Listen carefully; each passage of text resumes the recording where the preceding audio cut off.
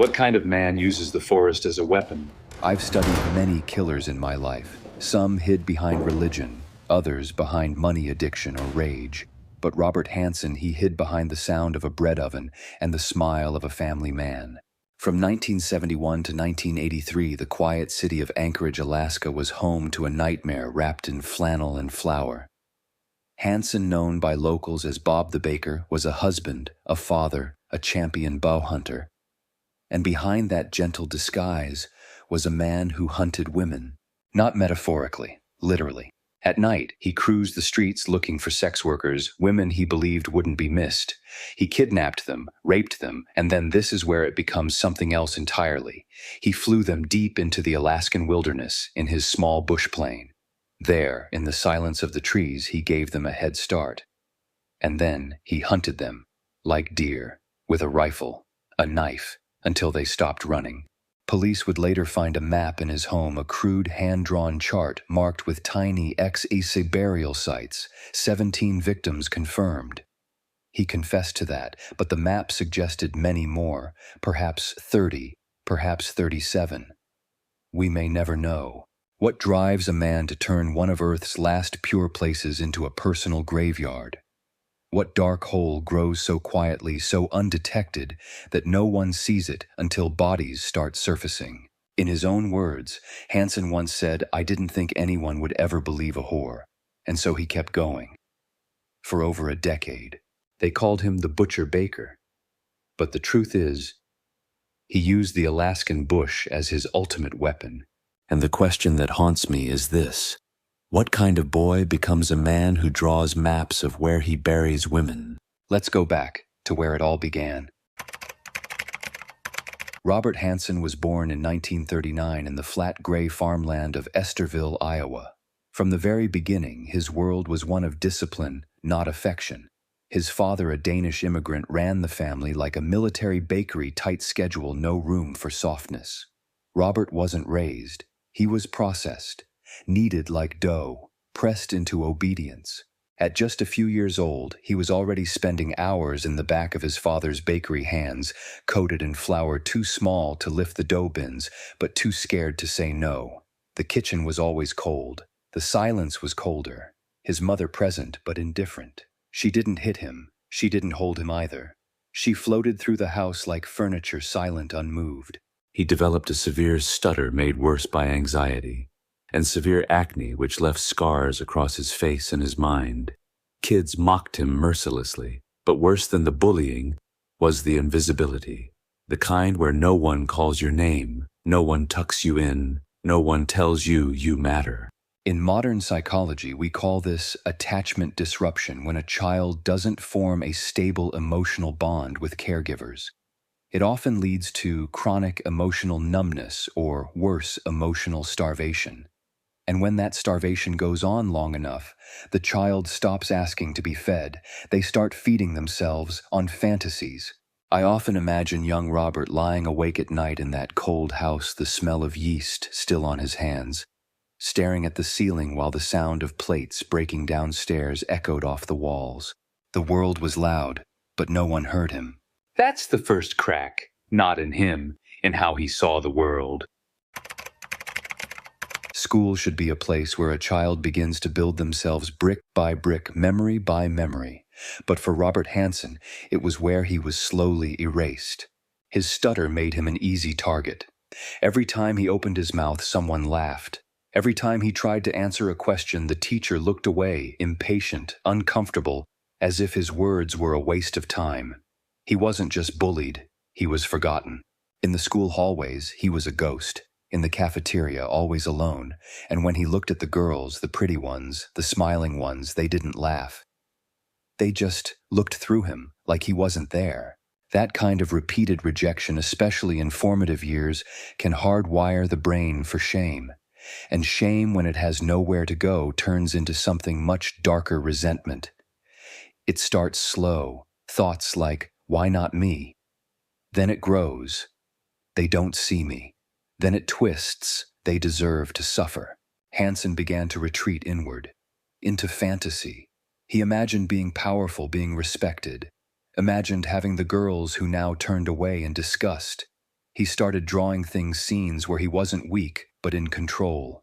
Not loved, feared. What psychologists now call maladaptive daydreaming, a coping mechanism where isolation feeds grandiose internal worlds.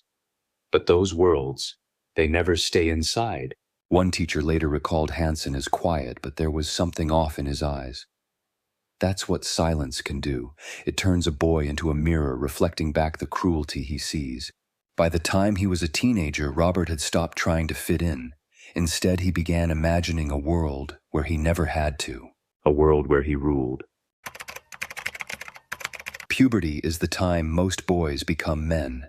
For Robert Hansen, it was when the mask started forming and when he first learned how good it felt to break the rules. At 18, something inside him snapped. One night, he set fire to a school bus garage. It was more than vandalism. It was rage. He stood there and watched it burn. And in that moment, for the first time in his life, he didn't feel invisible. He was arrested and later diagnosed with obsessive-compulsive personality disorder, a condition marked by extreme control rigidity and suppressed emotion. But there was something more brewing under the surface. He wasn't obsessed with cleanliness or order. He was obsessed with dominance. That same year, he was rejected again by a girl he dared to believe might care for him. That rejection wasn't just a heartbreak, it was humiliation, and he never forgot it. Over the next few years, the fantasies intensified. He began stealing, lying. He'd sit alone and whisper things to himself, conversations where he was the one in power, where the people who mocked him were forced to obey. This isn't just rebellion. This is the birth of cognitive dissonance, where someone craves love but simultaneously hates the very people they want it from. The need to control becomes the only way they feel safe. He told himself they deserved it, that beautiful women were evil, shallow, cruel, and that hurting them was justice. He didn't yet have the tools to act on it. But the urge was there, like a wolf in the woods learning how to sharpen its teeth. And slowly, he began carving a mask with a smile on it. By the time Robert Hansen reached adulthood, the transformation was complete, at least on the outside. He married, had 2 children, bought a house in Anchorage, Alaska, opened a small bakery that locals came to adore. To anyone watching, he was the American dream, a hard-working family man, a quiet, polite neighbor, and every weekend he disappeared into the Alaskan wilderness with his bow and rifle. He was a champion marksman, he even won medals. But what people didn't see was what he brought home from those woods. Wasn't always venison, it was control. The same control he'd once craved in his school hallways. Now he found it in the trees. During this time, he also began frequenting sex workers always alone, always secret. He didn't want intimacy.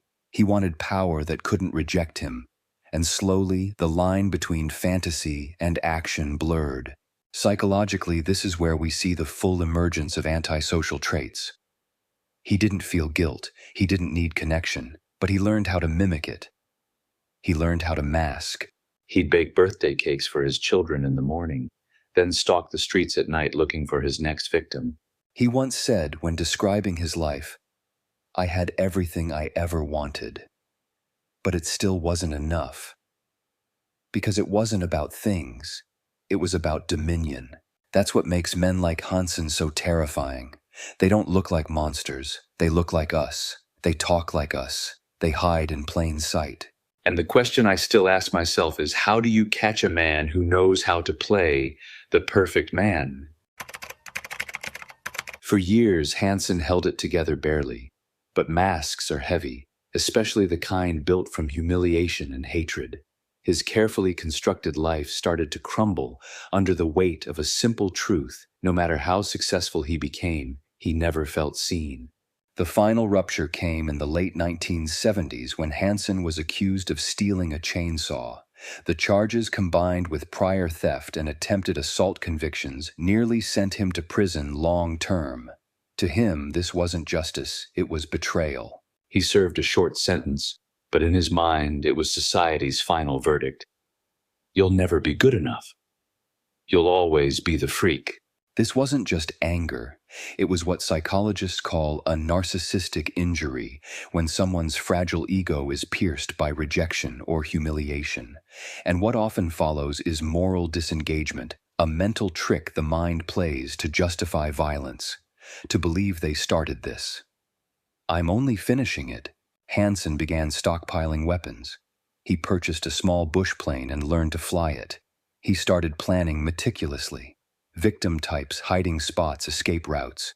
He studied them like game, and the wilderness that became his arena. He once wrote in a private note, "They laughed at me, but in the woods, they beg." From that moment, it was no longer fantasy. He believed the world owed him. That pain gave him permission. And in the dark silence of the Alaskan wild, Robert Hansen decided he would become what the world always feared, but never expected. He would become the hunter. When Robert Hansen committed his first full hunt, it wasn't in a rush of fury. It was calm, methodical, cold. He'd lure the woman under the promise of quick money. He'd tie her up a salter, and when he was finished, he'd fly her deep into the Alaskan bush. The isolation alone was a sentence. No roads, no help, no witnesses, just trees, miles of them, and him. He'd untie them, let them run, then he'd wait, patient, focused, rifle in hand. To us, it's horror, but to him, it was clarity.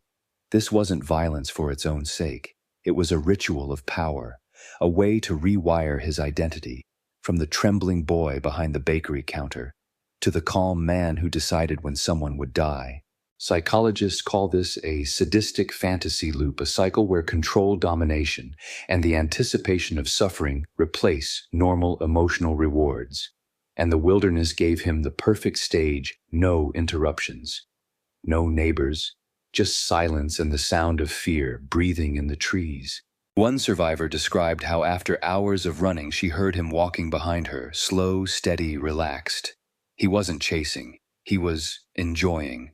When later questioned, Hansen said almost casually, "I let them run because it made it fair." Fair, as if he believed this was sport, as if the act itself cleansed him of the ugliness he carried for decades. In those woods, he didn't just feel powerful, he felt pure. And in his twisted psychology, purity meant control.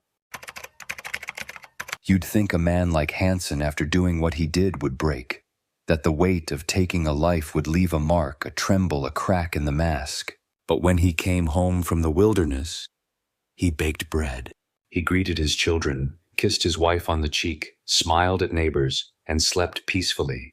That's what disturbed investigators most. There was no chaos afterward, no spiral, just quiet.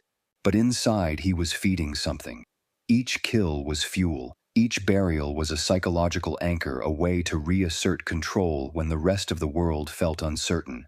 And the trophies, jewelry, driver's licenses, a map with hand-drawn X's. Each item a dopamine hit, locking the memory into place. Psychologists see this as compulsive repetition, a pattern common in psychopaths where ritual replaces remorse. It's not that he didn't feel bad. It's that he didn't feel anything at all except the urge.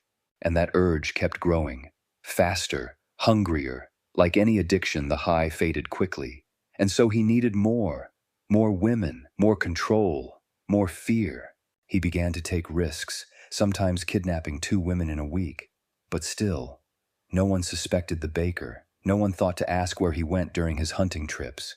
He once said to a cellmate, "When I was out there, it was like the world shut off.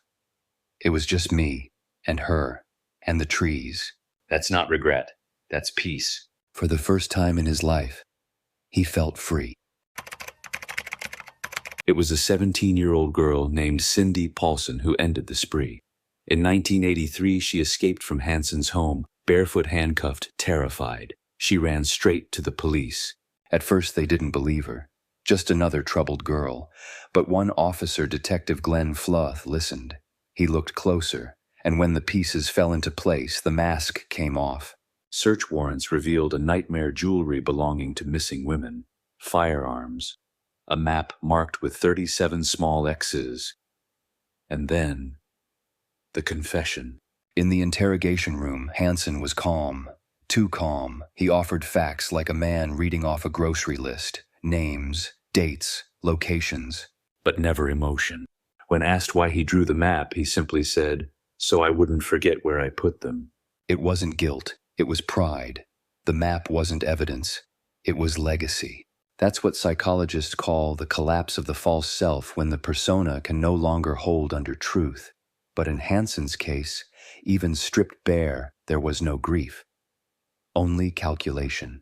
He was sentenced to 461 years in prison, no parole, and in that cell stripped of guns, forests, maps, he sat.